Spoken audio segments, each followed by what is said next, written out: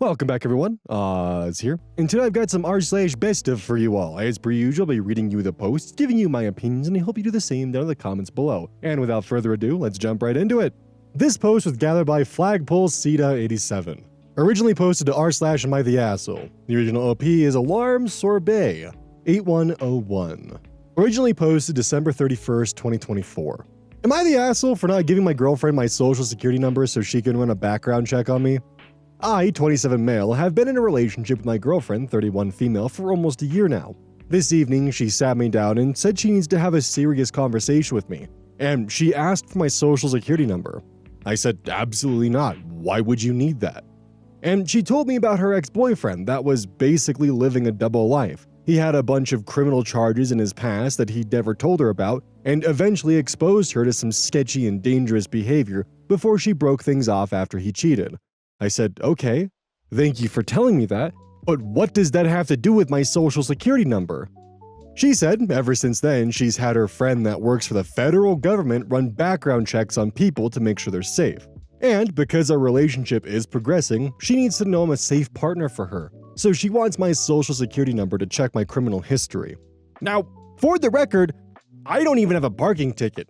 I'm a nerd in a gym rat. All I do is work, go to school, play Dungeons and Dragons, come home, watch anime, rinse and repeat. So I don't care about a background check. She won't find anything. But I'm not giving out my social security number. I don't feel comfortable enough to provide that to her friend. When I said that, she got upset and said I don't understand what women go through and it's about safety. And I admitted she's right. I have no idea what women go through. But that does not mean I'm giving my social security number out to a complete stranger. She says she isn't a stranger. He's one of her best friends and married to a close friend of hers. And I said, honey, that's great, but I don't know him. I don't trust him because I don't know him. That's my information you're asking for. You can trust him with your personal information all you want, but no one I know is getting my social security number or critical details. It's just not happening. And she said that our relationship isn't going to be able to progress unless I give him my social security number because she needs to know that she's safe. And she's offended that I don't trust her taste in friends. I got up and left at that point and told her I respect her concerns, but her past trauma doesn't give her the right to try and strong-arm me into giving out sensitive information to someone I don't know just because he works for the federal government and has access to a database. I used to work for the federal government, so I can say from experience, everyone working there isn't some wonderful person. I'm not assuming he's a monster or anything, but just working for the feds doesn't prove anything to me. She called me insensitive and hasn't spoken to me since. Personally, I feel like she was gaslighting me into giving her what she wants, but I'm not sure. Result, OP is voted overwhelmingly not the asshole. Relevant comments. Commenter 1. Not the asshole. Sketchy as fuck.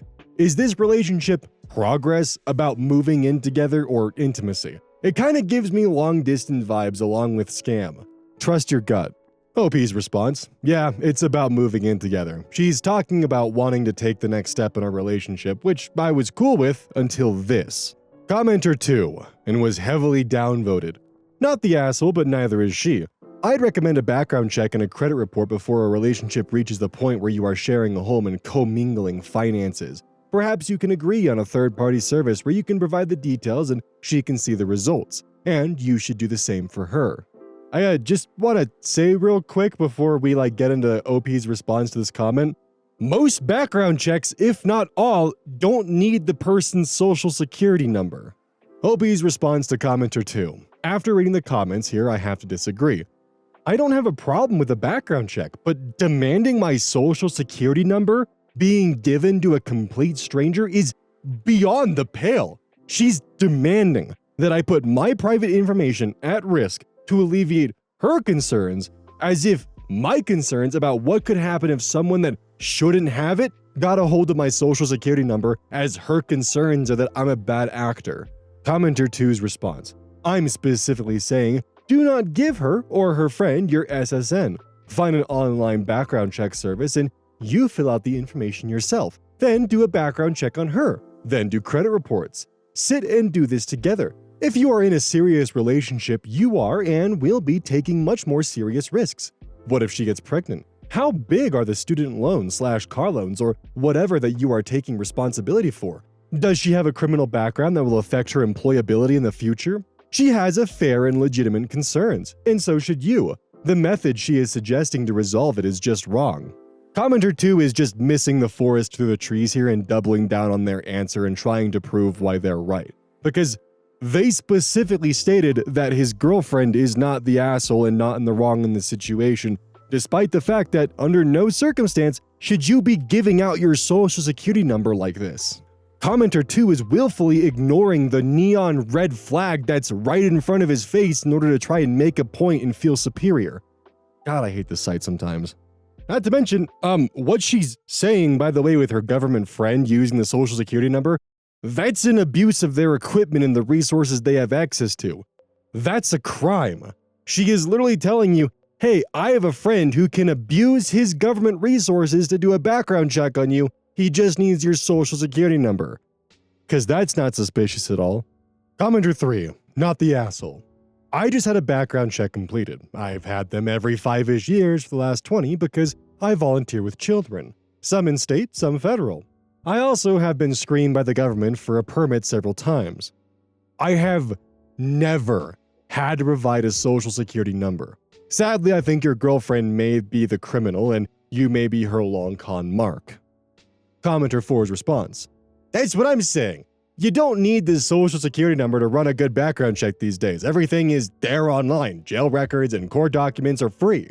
All you need is the city, name, and date of birth to find everyone's criminal history, with pictures to prove it's really them.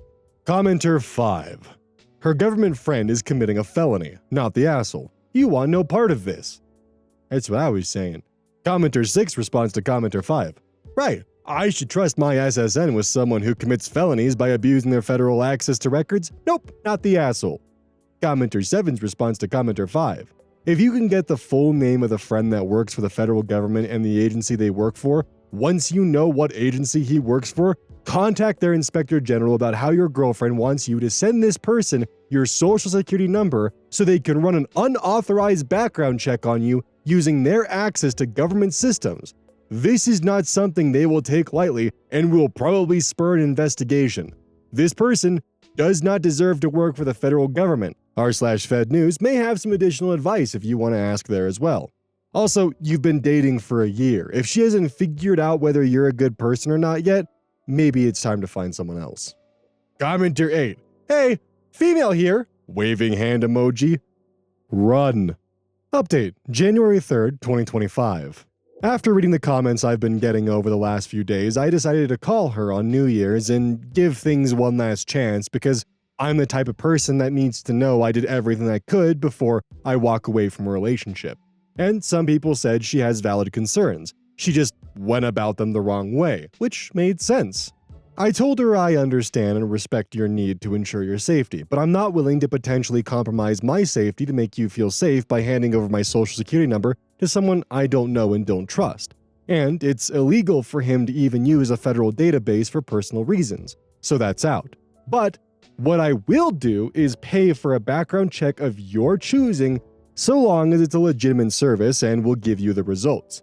I will not be providing my social security number to anyone, but my address, date of birth, and etc. are all fair game. She refused and said that she has chosen a background check and that's having her friend do it, because she knows that she can trust him. So I said if that's how you feel and you won't budge, then the issue here is trust, and I'm not willing to stay in a relationship with a woman that doesn't trust me because of some shit that doesn't have anything to do with me. I'm not paying for another man's sins, and I'm not giving you my social security number because your ex was a criminal. She started crying and asking me why I can't understand that it's not about me, it's about her. And I said, you made it about me when you asked for my social security number. She got pissed and started accusing me of lying about caring about her safety and saying if I really cared, then I have no problem doing this because I don't understand how vulnerable women are in society. So I said, I was willing to work with you up to a reasonable point, but now you're just trying to manipulate me, and I don't feel safe being with you anymore. Because if this is how you react when you don't get your way about having my SSN, What happens the next time we have a major disagreement or a serious situation comes up? Are you going to keep crying to try and get your way, or throw out another ultimatum to try and force me into doing what you want? She started saying that as a man, I can't understand what it's like to go through life as a woman and have to be afraid, and that this is what she has to do for her safety and security. And I need to just respect that and give her what she needs for her comfort. I was like, I tried to compromise. You wouldn't accept it. There's nothing more to say here. And to be clear, I wasn't exactly calm. I have severe anxiety, so this was a really hard conversation for me to have. I was actively pacing around my house and sweating and forcing words out the entire time. Then, she started crying and asking about New Year's because we were supposed to spend it with her parents. I said, you should have thought about that before you tried to strong-arm me into getting your way. This isn't a, and everyone stood up and applauded moment. That's just how things went. I hung up, and now we're over. Obviously I'm hurt, but I'm realizing I dodged a bullet because there's no reason shit should have gotten this fucking messy. And before anyone tries to jump me in the comments again, I offered to pay for the check. She refused because it wasn't the test she wanted. I feel like I made a good faith effort to resolve things. Hate to ring in the new year without a kiss under the mistletoe, but it is what it is. I don't know if she really is that concerned I'm some lunatic criminal, or if she's trying to scam me like a lot of you said. Either way, it's over now. Relevant comments. Commenter 1. If you know which friend she was going to have run the background check, report him to his employer because he's 100% going to get investigated and likely fired for misusing personal information. Commenter 2's response. There's no friend. She was going to take out a loan in his name and or get some credit cards to max out. She was trying to scam him. Commenter 3. Heavily downvoted. I don't understand why you engaged so much. It's like you wanted a fight out of this. Then you accused her of being manipulative? If you don't want to do it, just say no and take the consequences. Don't get up in her face about it, especially since she's seemingly been through some shit already. You just reinforced her being afraid of men. Everyone sucks here. She should have taken your compromise, but you went over the top trying to prove yourself right. You both sound insufferable. Edit. I struck a nerve with this one. OP's response. Respectfully, have someone that you love that claims they love you get in your face and start screaming at you, comparing you to an abuser and blatantly gaslighting you, and then see how you feel about it. No, I wasn't just going to take that lying down. And if me standing up for myself reinforced her being afraid of men, she doesn't need to be in a relationship. She needs mental health assistance, and I hope she gets it so she can eventually be a healthy person. Not for a future partner, but herself. Also, to add to further, go after commenter 3, OP did try to provide compromise. OP did consistently try to find workarounds so he wouldn't have to give up his social security number. And yeah, it is manipulative as fuck for you to voice your concerns and say, hey, I'm not comfortable with the idea of me giving my social security number to a stranger that I've never met for him to run it in some database that I don't know what it is. I don't feel comfortable for my safety. Then for her to turn it around and say, this isn't about your safety, it's about my safety. That's manipulation. Also, how the hell did he go over the top trying to prove himself right? He offered her a pretty fucking reasonable compromise that wasn't giving his social security number to a fucking stranger, and she said no. If I were to tinfoil hat this, and what I mean by that, if I were to make a conspiracy about this, my guess would be is that she probably has some financial obligations that she's unable to hit. So her goal right now is to use her boyfriend's social security number to get a loan or a credit card to handle those financial obligations to kick the can down the road. And that's why it's so urgent that she gets it as quick as possible. This post was collected by Direct Caterpillar 77. Their tagline is Satan is not a pogo stick. Original poster is Rare Pattern 1989. Posted to RPG Horror Stories. My 11-year-old daughter and her friends are a bunch of murder hobos. My daughter is 11 years old and started watching Stranger Things on Netflix a while back because some of the kids in her class were talking about it. After seeing some episodes, she came to me asking what Dungeons & Dragons really was. I am by no means an expert in the game. I played maybe 4 sessions about 20 years ago, but I explained the basic concept to her and she thought it sounded really cool.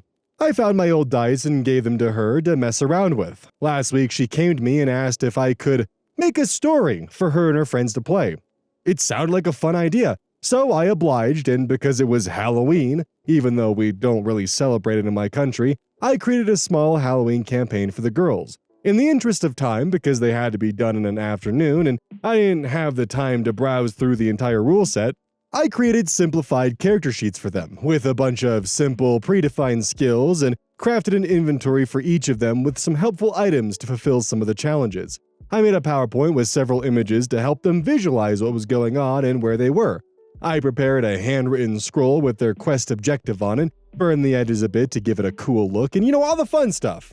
The quest itself was pretty simple. The town where the girls lived was being cursed for Halloween, and if they didn't lift the curse before midnight, all the town's people would turn into monsters. In order to prevent this, they needed to gather 3 ingredients from around the town and then go to the center of the haunted forest where a witch would craft a spell that would lift the curse.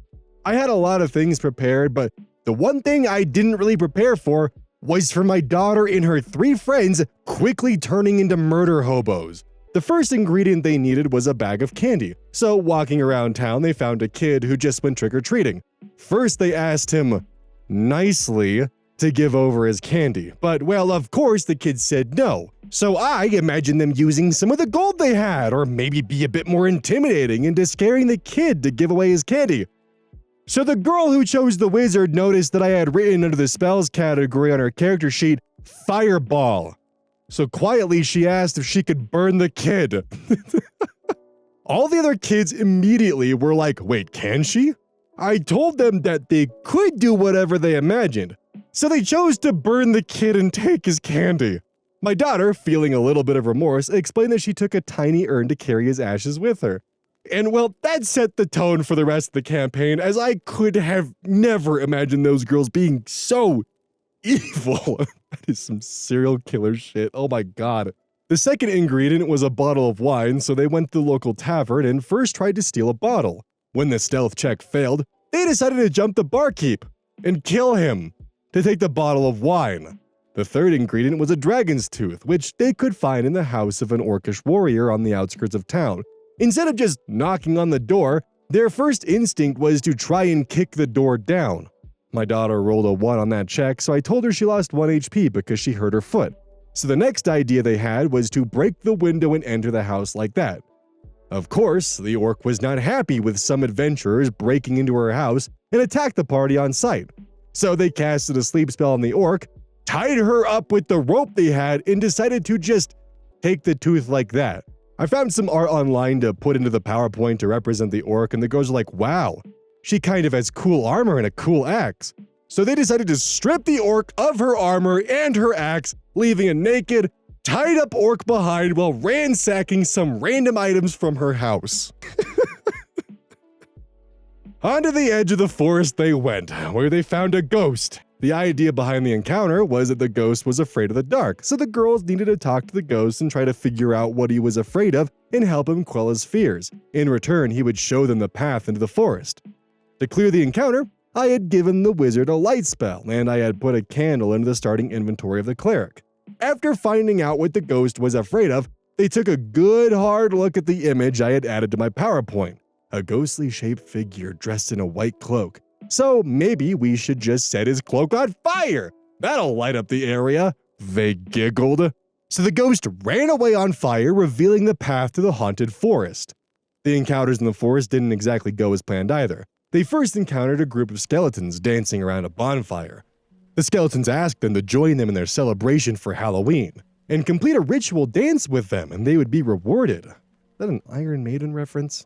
I had already readied up some music for this dance, my daughter often does, and once I played the music, they immediately got up off the table to perform the dance for the duration of the song. Upon completing the dance, the skeletons showed them the path deeper into the forest.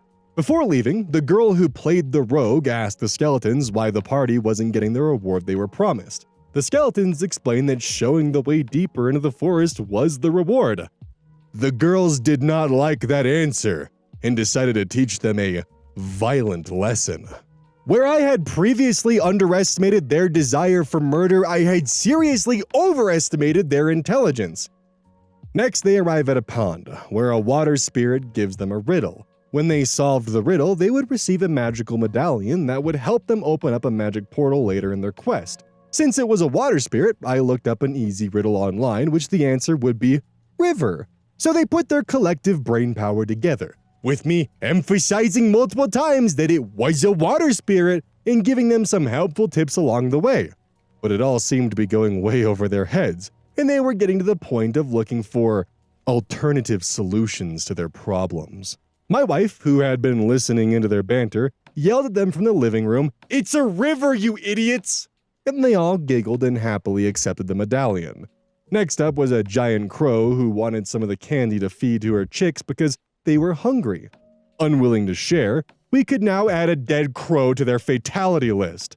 Next, I made them do a perception check, which 2 of them failed, so our mage and cleric were trapped in a giant spider web. A giant spider attacked the girls, and because of their lust for blood, I significantly beefed up the health pool I had provided for the encounter. An epic battle ensued where our brave fighter tried to fend off the spider as the rogue tried to free them by throwing her dagger at them. Of course, I made every throw a skill check, and they all giggled as the rogue accidentally hit the cleric instead of the web. Eventually, all of them joined the fight, with my daughter coming up with a great plan to mount the spider and start choking it with her rope. I happily obliged and let her do some checks in order to mount the spider and start choking it. Proudly, she passed every check and was explaining in great detail how she wrapped the rope around its head and started pulling with all her might, until I casually explained to her that spiders don't have lungs and don't breathe the same way that mammals do, resulting in 0 damage. But it was a cool idea nonetheless. They took a serious beating during the fight, but were all super proud when it ended. It even got the honor of having its corpse burned and its ashes being carried around in a separate urn. Finally, they arrived at a magical portal in the forest, which would take them to the witch's hideout. The medallion started to light up, and the image in the portal showed them a puzzle. I had found a rebus online, which was the first phrase in the chorus of a popular song in my country. The idea was that they solved the rebus and all started singing together, and the portal would open, showing them the way. Once again, it went way over their heads until my wife passed by, took a single glance at the rebus, and gave them the answer. Happily, they started singing, but it seems like puzzle solving isn't this party's forte. Right before they meet the witch, they're confronted by a treant. The original idea behind it was that he was the protector of the witch, and the heroes had to talk about their noble deeds, and once he was convinced of the goodness in their hearts, he would let them pass. Due to their actions, I had to change it up, and the treant said he was quite unhappy with all the chaos the party had caused in the forest and seeks an explanation from them. Contemplating on their apology to the treant, they also came to the conclusion that if it's a tree, he's made out of wood, and they can set wood on fire. Since we were running out of time and I really wanted to wrap things up before her friends started to leave, I just played along, and a single fireball also reduced our poor treant to ash. The confrontation with the witch I also cut short, and without any hassle or struggle, she created the spell that they needed to recite together to remove the curse. Happily, our noble party returned to town where they celebrated their victory, being worshipped by the entire town for their bravery. The girls seemed very happy, and yesterday after school my daughter came to me telling me that everyone had a great time and they were still laughing about it all day. She asked me if I wanted to do something similar with them in the future. But I guess that for a new campaign, I'm seriously going to have to consider some serious consequences for their actions and make an action-packed story with a lot more battles. It's not that much of a horror story, but I wanted to share nonetheless. For now, I'll start by reading the rules again to see what more I can do to give them a fun time. Before we get to the unfortunate update, it does sound like you did a phenomenal job DMing for a bunch of 11-year-olds, which can actually be somewhat difficult to keep their attention fully invested. So, you did great. They had a fun time, and it sounds like you had a fun time, and that's the most important part of it. But on to the update. My murder hobo daughter and friends got their campaign hijacked by another dad. January 6th, 2025. 2 months later. So a while ago I posted the previous story about introducing my daughter, asking me to make a D&D campaign for her and her friends, and them going full murder hobo in it. Here's the link. So my daughter and her friends were over the moon, and they wanted to play again. It went around in the classroom, and all of a sudden, instead of 4, there were now going to be 6 girls I had to deal with in my campaign. Due to my busy schedule at work and the holidays, I didn't really have time to prepare for it like last time. But I already had the idea of what I wanted to do, and I had already taken a lot of the advice I got here into account. in trying to give the girls a way more action-packed experience. Instead, things didn't really turn out as expected, due to one thing I didn't take into account: another dad joining the party. So the day before the game was supposed to start, my wife gets a call from the dad of one of the girls. He heard from his daughter that we were going to play D&D again, and well, he used to play D&D a lot when he was younger, and he was eager to join in on the fun. Of course, I already know the guy from when he comes to drop off his daughter, but our contact has always been rather lukewarm.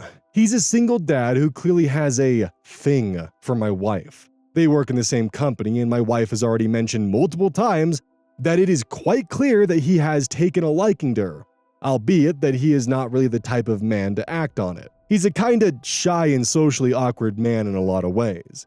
Well, I used to be a huge geek when I was younger, but getting married and having kids together, with advancing along in my career path and just getting a lot of new interests, it really watered down over the years. But even though we're the same age, he is still as much of a geek as 20 years ago, and pretty much every conversation we have ever had is about the Minecraft world that he's been building for years now.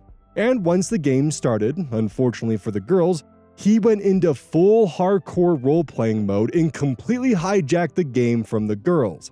As I had to run a campaign with 4 girls who were already in full murder hobo mode again, 2 girls that felt a bit awkward, and 1 role-playing neutral good druid dad, it was just too much for me to work around.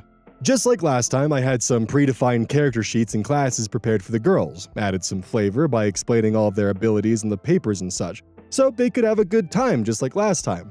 For the girls who had already played the game, I started the game inside of the same inn, with the mom from the boy they murdered on Halloween, looking for her lost son. They giggled about the situation that they were in, explaining to the new girls what had happened last time. But in any case, the idea was to have the girls start off in a bar brawl against some drunken dwarves. Tensions ran high, the fireball idea was already again roaming through some heads. Until our druid stepped in and diffused the situation by talking to the dwarves, offering to buy them a round of beer, joking with them, passing all of the charisma checks, and peacefully settling the situation. The original plan was for the girls to find a note on one of the mangled bodies of the dwarves, setting them on their quest, so I just had a mailman come along who gave them the note with the info of what they had to do. In any case, they got a mysterious note from someone promising them a great adventure, as he had uncovered a book with information about an uncovered treasure. Asking to meet the party at his house near the old watermill, our party went on their merry way. Along the road, they got attacked by a pack of wolves. Time for their first taste of combat. If it weren't for the fact that our druid can talk to animals and convince the wolves that they meant no harm, and that they were no threat to them or the other creatures of the forest.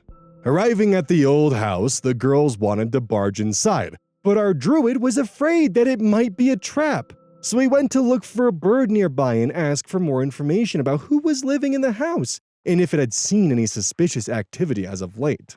I started noticing the girls were kind of getting bored as their characters were starting to fight among each other.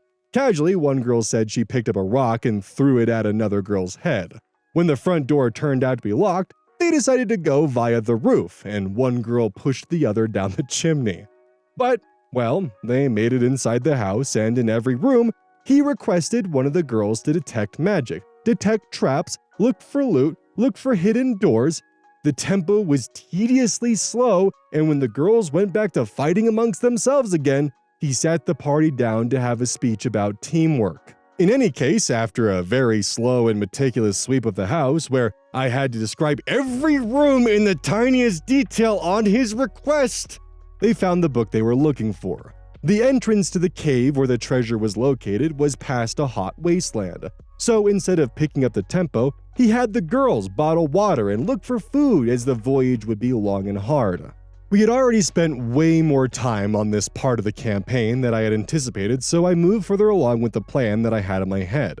And they got ambushed by the orc, which they so brutally mistreated last time. She had taken some friends with her to beat the living crap out of the girls. Time for some serious action. Oh wait, since our druid wasn't with the party last time, he had to ask for information on what happened, show empathy, and what they could do to make things better again. In any case, when a couple more orcs showed up and it became clear that talking wouldn't help, he decided that it was best to lay down their arms and get captured. So now I had to quickly conjure up a story about them being captured, but it was clear that the girls weren't having a good time. It was already hard to try and involve all the girls actively in the story. It wasn't easy with 4, and it's a lot harder with 6, but you could just notice them checking out one by one because no matter what situation they were in, he would always take the lead and look for solutions with his druidic powers. Tell the girls how they should use their abilities or convince the girls to look for a safe alternative instead of looking for some action, but the entire campaign had completely derailed and you could just see that the only one having fun was the other dad.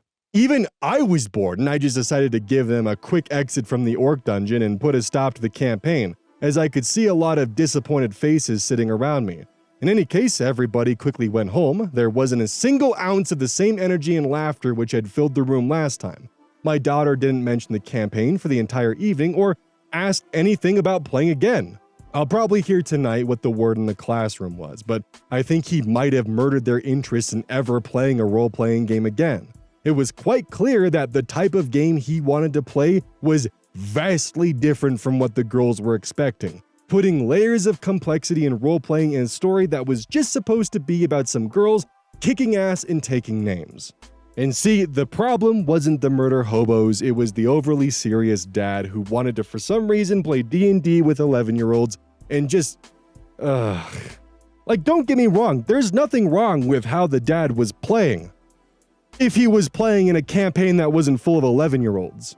I feel bad because in the process of wanting to be inclusive and understanding that, oh, there's another nerd who sees a D&D game and probably wants to join in, and I guess I'll allow it despite him having hots for my wife, and then of course, predictably, the whole thing gets ruined because he can't put his ego behind him and decides to be the altruistic druid who tries to lead the girls in the right direction when all they want to do is maim children with fireball. Let the children have their fun. Good God, dude. And the worst part is that OP is the one who's going to get blamed for this. This is incredibly sad and frustrating because the first half of this is a perfect experience of why D&D can be a really fun time, and especially for kids, for, 10 and up, it's a great way for them to use their brains in ways that aren't connected to screens and for them to actually have a social night and have a great time, but the dad ruined it because he wanted to play an overly serious roleplay heavy druid, and the girls probably had no idea what he was asking of them 90% of the time. And as a general tip for someone who may be a seasoned D&D player who's joining a new group, don't try to use your seasoned D&D experience as a way to become the group's leader. Instead, use your seasoned D&D experience to further aid the group's antics and to aid their fun in it.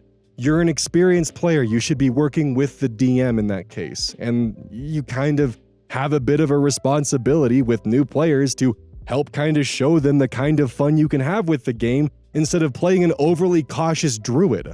Let them make mistakes, let them learn how to play the game. That's part of the fun of it. God, it's heartbreaking. Don't forget, this is brought to you by GamerSupps. Use code ODDS at checkout. It's basically a caffeine powder that you put in your water, and I actually really like it. I use this on a daily basis. Don't forget that every purchase you make using code ODDS directly supports the channel. And if you want a personal recommendation from me, I would either recommend the Soda Pressing Pear or Dragon Fruit Punch. Those two are currently my favorite flavors. And as a note, once we sell a certain amount of stuff, I get my own flavor and my own cup, and you all know I'm gonna choose some degenerate shit that's gonna make their PR team squirm. My goal is to make them regret partnering with me. So please, use code ODDS at checkout to make my dream come true of making a PR team squirm.